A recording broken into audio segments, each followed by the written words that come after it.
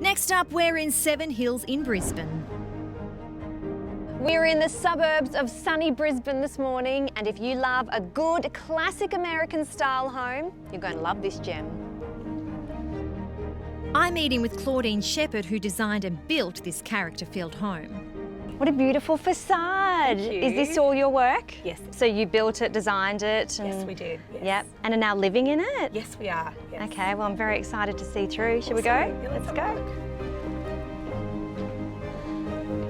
Oh, wow. So this is the entry. I love a good entry. Have you noticed a lot of homes now don't have like real proper foyers? Yeah, it doesn't sort of greet you.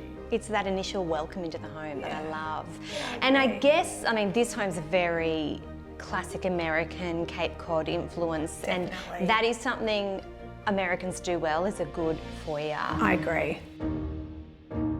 I was definitely looking more for an American look as opposed to a Hamptons, something that blended a Queenslander as well as that Cape Cod style. So it sort of fit into the area, and it also was exactly the type of style that we wanted for our forever home. So this home, from the get-go, was it to be your forever home? Was that your objective? Yes. Okay. Our objective was that it was going to be our forever home. However, we have decided to move on and do it again. So That takes a brave person to just it does. keep it's on exciting. doing them. How many homes have you designed and built?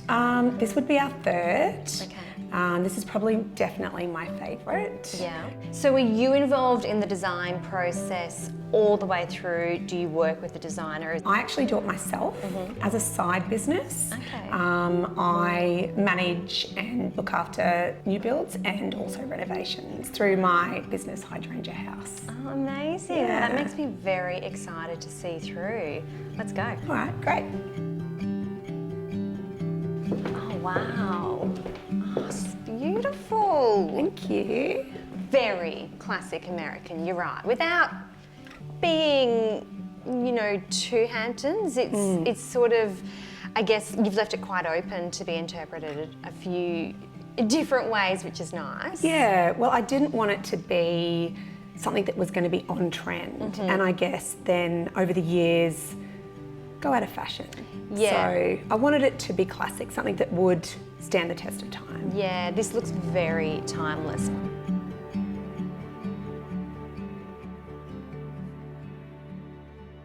So the kitchen's the heart of the home, they all say, and it tends to be true, it tends to be where we linger.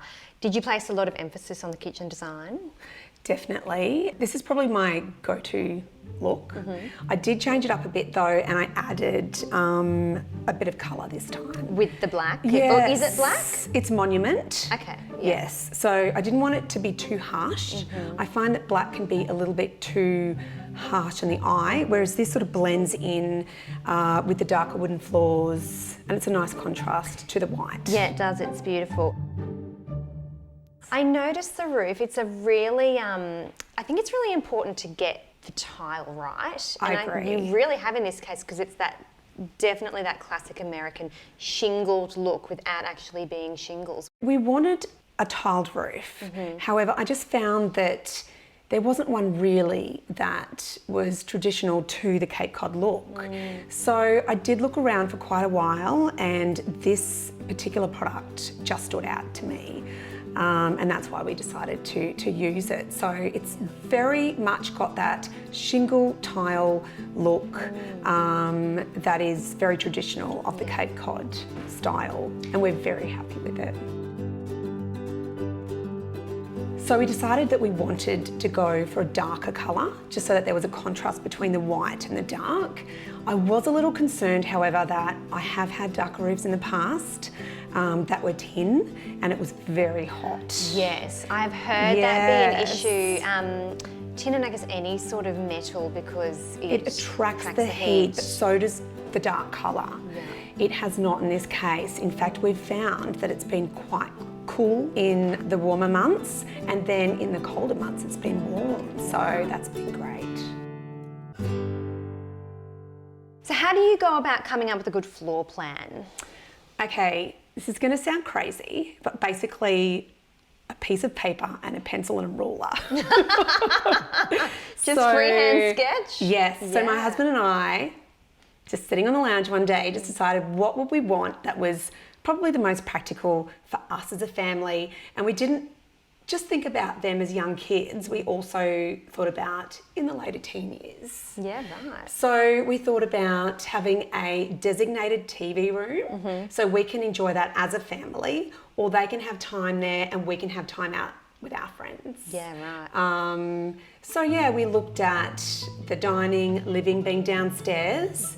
Even though we are very lucky to have views, we still wanted it to be practical so that we could see our kids out in the pool, we could have friends out there on the alfresco, and then upstairs really is our living space area, as in where we sleep or where the kids study or they want to read a book or relax, or we want to relax. We even have a deck out the back where we have friends out there.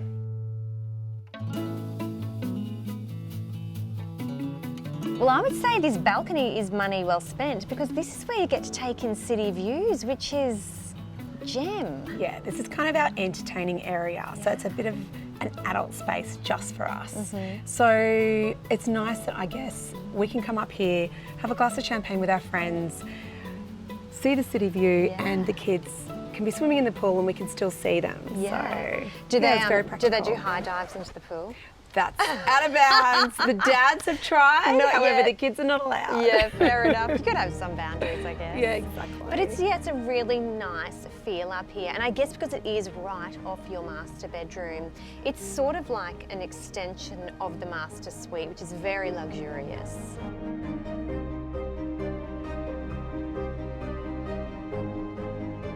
Well, you've done a beautiful job, a labour of love, but an exceptional result. So thank you very much for having us through. Thank you.